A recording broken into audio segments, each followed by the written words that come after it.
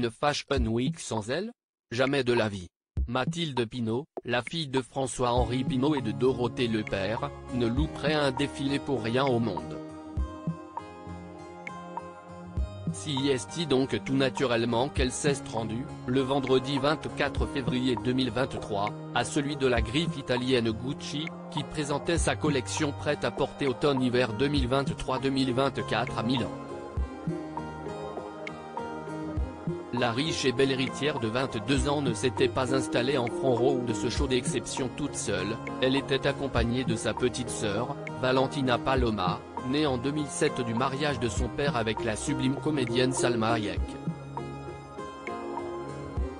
Prendre sa petite sœur de 15 ans sous son aile était une occasion idéale pour lui montrer l'exemple.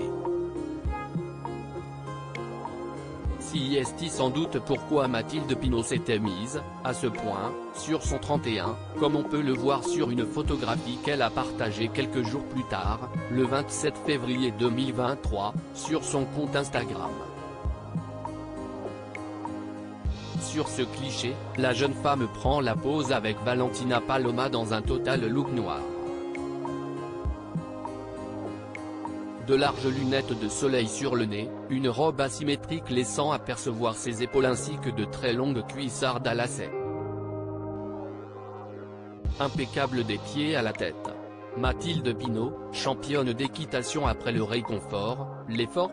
Une fois qu'elle a retrouvé ses pénates, loin des défilés de la Fashion Week, Mathilde Pinot s'est adonnée à une autre de ses nombreuses passions, celle de l'équitation.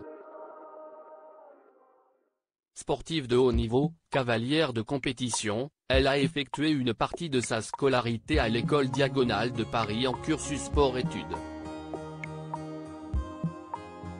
Elle participe régulièrement à des concours de saut d'obstacles, notamment le célèbre Longines Paris Felljumming et fait partie l'écurie Thander Capital Stable.